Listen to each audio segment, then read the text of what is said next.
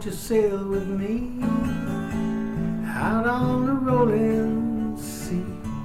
We'll find some place to go, maybe down to Barbados. It's an island off somewhere in the middle of nowhere, sailing to freedom, you and me. A few months ago, I introduced you to my main sponsor, ROYPOW, and how I thought their marine energy storage system was the right match for me. Let's take a quick look at who ROYPOW is. Since 2001, ROYPOW has been in the business of research and development and manufacturing of all types of energy storage systems and motive power systems. They have a state-of-the-art factory that is fully automated, making all their battery packs from all their battery lines right down to their in-house BMS, which is one of the best on the market. They manufacture golf cart batteries, forklift batteries, aerial work platform batteries, floor cleaning machine batteries and trolling motors, marine energy storage systems, which is what is going into my boat, RV energy storage systems, residential energy storage systems just in case you have a blackout, and all electric auxiliary power units for trucks, all having to pass rigorous performance tests before getting sent out to you. Now, it's true, originally I was going to buy my lithium-ion batteries from another company, I was going to buy my chargers from another company, my cabling from yet another company, my DC to DC converters from yet another company.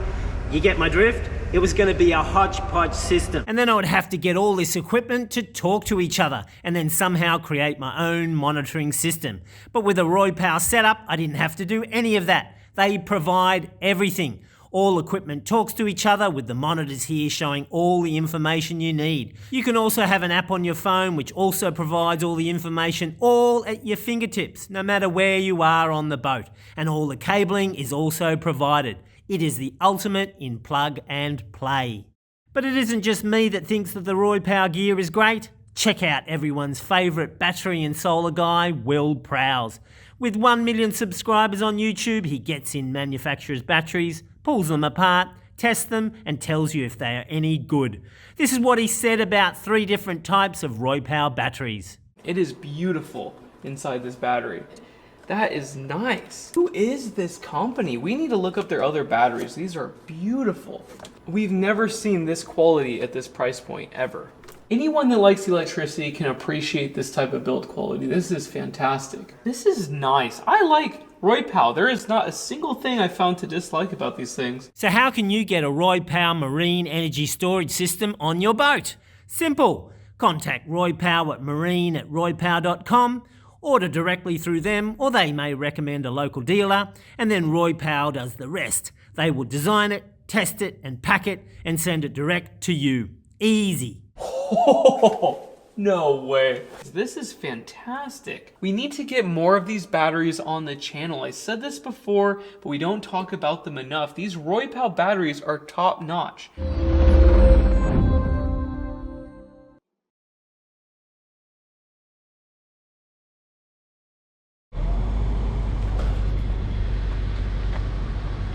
That is a pretty flat Coke can. That's what happens when this gets transported over a Coke can. Let's go take a look.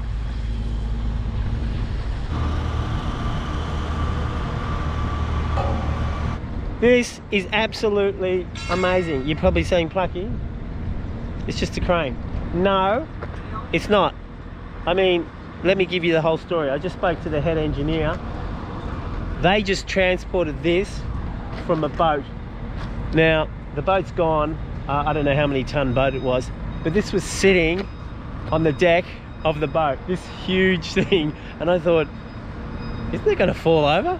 Anyway, I just learnt from the head engineer here that if it goes more than 10 degrees, yeah, the boat goes over. So I don't know where it was transported from. Maybe it was from Ho Chi Minh, I'm not sure. But it looked very, very strange sitting on the boat. And this is 2,000 ton in itself. That's including the beam. That's what the engineer was telling me. I mean, if you asked me, I would have said it was more than that, but You know, how many cranes have I dealt with in my life? So I have no idea. I'm going to try and stand back and give you a perspective, but that is friggin' amazing. I mean, I like to go to the top, but I don't think I'm allowed.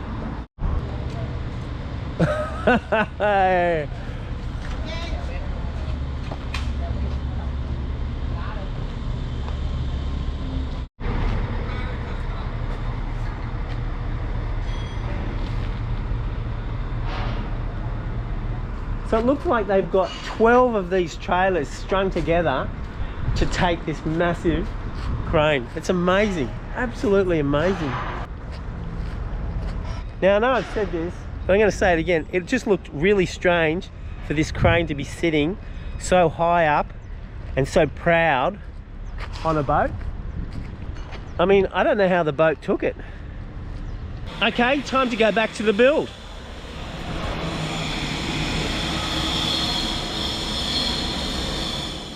Now, who wants to see some cutting, grinding and welding?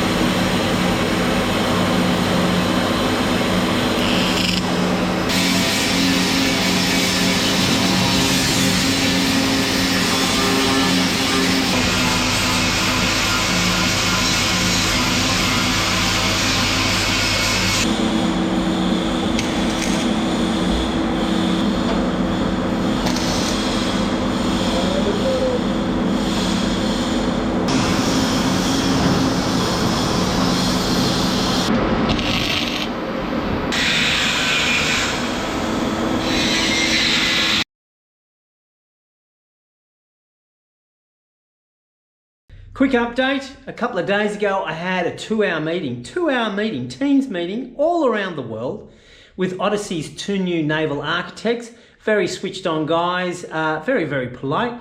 As you can see, all of the prep work and, well, also post work. We discussed a lot of things that we still have to do. We've got half a ton of batteries and other gear to fit in the boat. We're looking at trim, we're looking at weight, we're looking at where water tanks should go, and there's a lot of tweaking involved. So the discussions are heavily into that. So hopefully over the next month or two, I'll be able to show you these things. Now, I was put onto Delos's latest episode by Bart. I tell you what, the polished story that Delos puts out is bloody great. It's no wonder they're one of the top channels, or if not the top channels, I don't know. Is Vagabond still top? Well, anyway, top channel, and he sort of goes into the problems I'm having at the moment. It's just that there's only one of me, and I don't have the wherewithal to actually present it in a good video format way. So I'm going to piggyback on what Delos has said, and there are thousands of questions, and probably, well, I've got thousands of questions. I don't exactly know their situation, but it's very, very similar. And I think he broke it up. He said it comes down to cost, weight, and preferences. Well, with cost, I think you know the answer to that. Bed goes here, deluxe version, super comfy version. Non-fossil fuel cooker fire here, outdoor loo with a view, and a lounge. And weight is certainly an important one, especially on my boat. So, but I'm looking forward to meeting the naval architects again. We'll sort out the final lot of issues. So yes, lots of things happening. So because we're still sorting out some stuff, the video content, there's really not much that I can show you, especially because I'm not actually filming that much. I thought I'd do a segment on toys that you require that are absolutely important to go on your sailing boat around the world. So what's up today, good people? Well, Ted holiday, I'm taking a holiday, people. I'm gonna go climb a mountain, fly. Maybe not. Whoa, baby. There's a guy at the front gate, won't let me in. But I just drove to the beach and I just walked along the beach. So technically he won't see me launching from the hill if they own it. I'll just say I launched from the beach.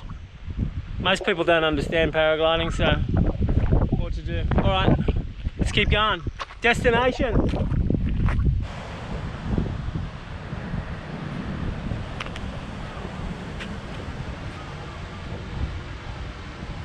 I got lunch when I get back. Just kidding, people. I'm not gonna offend the gods, especially when I'm trying to go for a paraglide off a new site. It's interesting, these shrines. There's shrines all the way along this coast. Like there's another one over there, there's another one further down, just on the headlands. It wouldn't surprise me if there's one actually onto the rocks on the other side. But someone's come and delivered. I mean, that papaya should be bloody good. All right, I should have filmed climbing up that.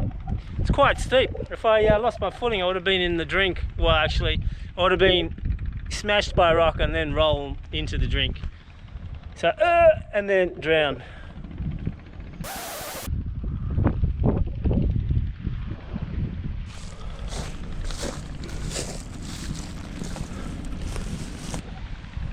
Wind southeast. I'm hoping it's going to go a bit east. There's a great landing field out the front, very flat. It's called the, well, in Australia it's called the blue paddock. In Vietnam it's the murky paddock. But you either take off or you don't. So there's no real place to land. I mean, you can, I've landed on cliffs before. You just simply crash. You're probably going, why would you want to just go to a place you've never flown before? Why not go to a place where other people fly? Well, hardly anyone flies in Vietnam anyway. And it's something about, you've heard of virgins, right? It's good to pioneer new sites. I've done a lot of sites. I'm not allowed to talk about them because in Australia, I better not even say, because national parks you're not supposed to fly or you need permission. Apparently in Australia, you're not allowed to have any fun in national parks.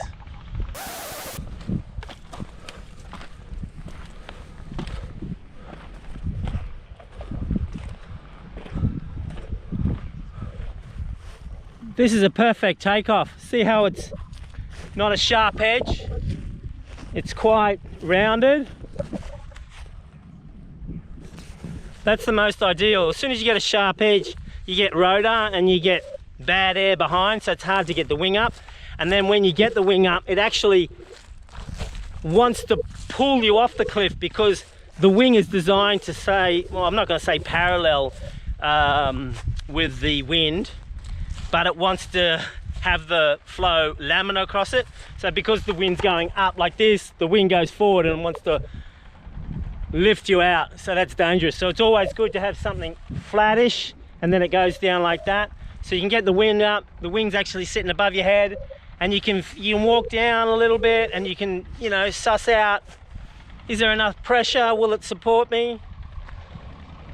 And even then, when they have heaps of time, I made one mistake once and boy, I was on a cliff, there was no landing. It was a blue paddock and I was basically maintaining height until after about 5 or 10 minutes, the wind just trickled in maybe another 0.1 knot, 0.2 knots, and I just got up. But you shouldn't do that. What a beautiful day.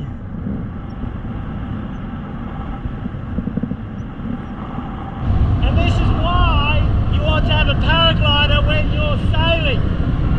Because, well, because of this. Very safe, except when you die or you maim yourself on rocks that are very gnarly. Except for that, and the possibility of other injuries and getting taken by the police too because you're flying or you're trespassing on a site. Besides all of that, it's pretty good. If you want high stress, go thermaling inland where you take off a mountain and you try and fly as far as possible. That can be stressful because you have to make difficult decisions. Sometimes they're risky. But here, your weather's written on the water. You can see it. You can see the white caps. So you should have 15 minutes, 20 minutes of notice. And as you can see, I'm penetrating here. Probably about 15 kilometers per hour. That's plenty. Also got a speed bar, that'll give me another, there's a speed bar here. I just put it on like this.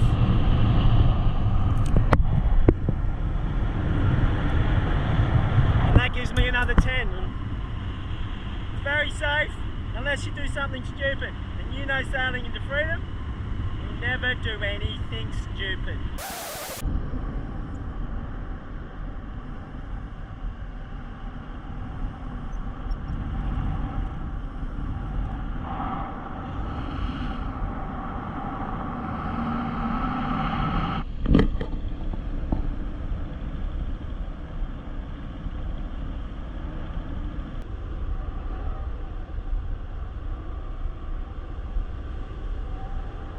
But there you go. I mean, how nice is this? Safe as houses. Well, straw houses. And just peaceful. Get a paraglider. Stick it on your boat. What's it weigh? 8 kilos? 9 kilos? The lightweight harness. You'll love it. You can fly virgin hills that no one's ever flown. Like I did all up and down the... Well, I'm not allowed to say because I'd get in trouble back in wherever I flew. But I did fly lots of places where I wasn't supposed to fly. But how are they going to catch you? You pretend you're going to land down here and they go meet you down at that landing field, and then you zip back and you go land somewhere else, pack up and you just nick off. Done and done. Just magnificent. It's the best form of bushwalking. Climbing out, fly back to your car, or bike, or whatever, or both. Getting blown over the back of the hill is your only real danger to hurt yourself, with the exception of stupidity. But the wind isn't that strong today, so I can fly into the compression zone up top. The wind is stronger here, but today I can easily penetrate and get back out to the front.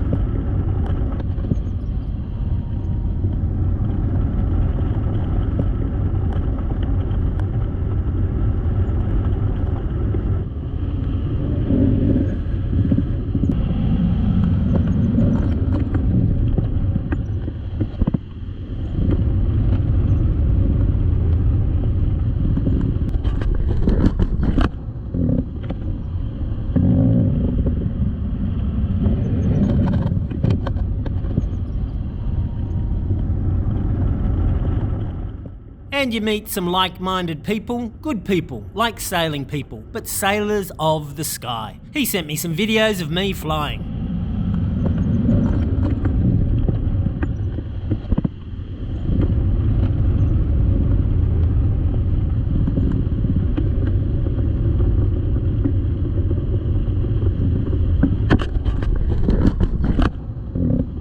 Now, if you're wondering if it's difficult to fly, no. Pull right, you go right. Pull left, you go left. If you pull them both, you stall, you die. Simple.